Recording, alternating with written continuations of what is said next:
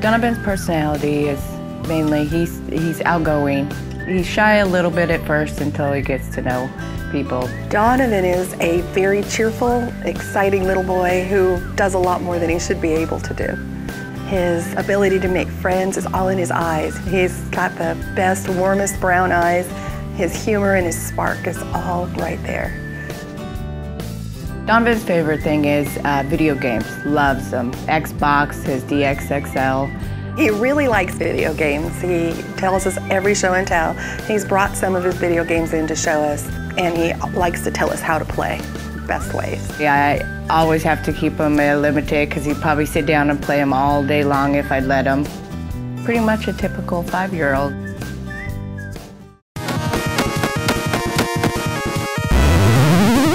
When Donovan was almost 3 years old, he developed a very serious bacterial disease called meningococcemia. He was with my mom and he woke up, he was vomiting and he had went back to sleep. They thought it was the flu, you know, wasn't feeling that well. Well, the second time he woke up about 2 hours later, he puked, and when she was cleaning him up, she noticed the spots on his body. And then they rushed him into Mercy. By then, he was, his vitals were shutting down when they reached Mercy. Couldn't hold his head up. There were spots pretty much covering his body at that time. Donovan's infection led to severe meningococcal disease, including coagulopathy, multi-system failure, and this eventually led to multiple amputations, adrenal insufficiency, and chronic renal disease. Donovan's not out of the woods yet. You know, as he grows, he may require further surgeries. Also, he has chronic kidney disease and may eventually require a transplant. I could say it compares somewhat to like your worst nightmare, but this is for the rest of his life.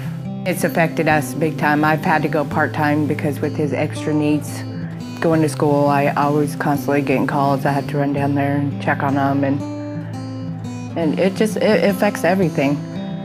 He didn't understand the reactions of some of the older kids out on the playground that pointed that what happened to him, where did his legs go, why are his hands like that, those kinds of questions. He didn't know how to respond. You know, there's things that he probably will never be able to do that most kids are learning about his age, but he's actually adapting really good. Surprisingly, you know, the left hand, I didn't think he would use it much, but he actually uses it quite a bit. He has 3 little fingers, and he does just about everything with those fingers. He's been fitted with prosthesis, and boy, it didn't take him very long to learn how to run around on those feet.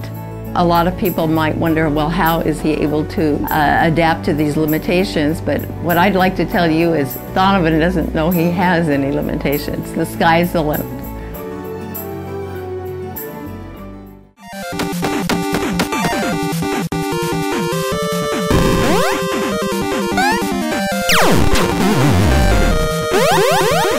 I think Mercy Foundation is great. They definitely did wonders for our family.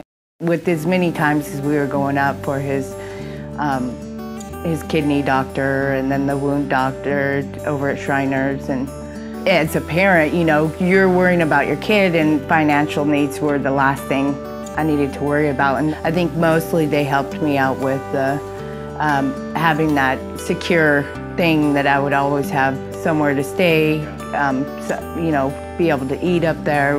I think it's a good place to donate and give so they can help kids and families out in need. So this little guy's been through so much, and he has come so far. You know, when that first little boy crawling around the office coloring, he's now a great big boy running around on his prosthetic legs and not stopping for anything.